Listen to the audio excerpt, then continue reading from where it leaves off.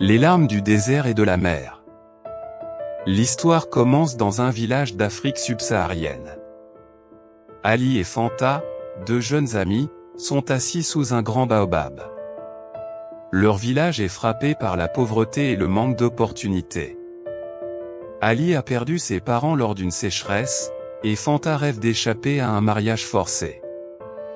Ils décident de quitter leur terre natale et de tenter leur chance en Europe, malgré les dangers qui les attendent. Ali, regardant l'horizon poussiéreux, « On ne peut pas rester ici, Fanta. Ce désert ne nous laissera pas survivre. » Fanta, hochant la tête, « J'ai entendu dire que des gens ont traversé la mer. Peut-être que c'est notre seule chance. » Un village asséché sous un soleil de plomb, des enfants pieds nus jouant dans la poussière. Ali et Fanta sous l'ombre d'un baobab, le regard plein d'espoir mélangé à la peur. Le désert s'étendant à perte de vue, comme une métaphore de l'incertitude et du désespoir. Ils rejoignent un groupe de migrants prêts à affronter les étendues sans fin du désert du Sahara. La chaleur est écrasante, l'eau se fait rare, et chaque pas est une lutte. Certains migrants abandonnent le voyage, mais Ali et Fanta continuent, déterminés malgré les corps épuisés qu'ils croisent en route. Fanta, haletante, « Si on traverse ce désert, la mer sera notre prochaine épreuve, mais je préfère mourir en essayant que rester ici. » Après des semaines de marche dans le désert, Ali et Fanta arrivent enfin sur la côte libyenne. Le groupe de migrants, affaibli, est entassé dans un canot surpeuplé.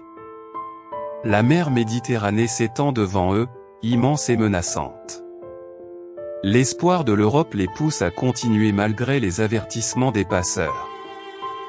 Ali, s'asseyant à bord du canot, « Je ne peux plus sentir mes pieds. » « Mais on y est presque, Fanta. » Fanta, tremblante, « Tu crois qu'on va s'en sortir ? » Ces vagues semblent vivantes.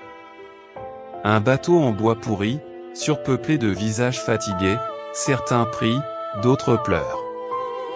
Le ciel nocturne s'étendant au-dessus de la mer, avec des vagues puissantes, symbolisant à la fois l'espoir et la mort. Les regards vides et désespérés des migrants, le canot fragile face aux forces implacables de la nature. La mer est agitée et le canot commence à prendre l'eau. Les vagues frappent fort, la panique monte à bord. Ali essaie de protéger Fanta des autres qui se bousculent. Le froid de l'eau salée mord leur peau, et chaque minute qui passe semble leur voler un peu plus de leur force vitale. Un cri perçant se fait entendre, un homme tombe à l'eau, puis un autre. Ali, désespéré, « Tiens-moi la main, Fanta.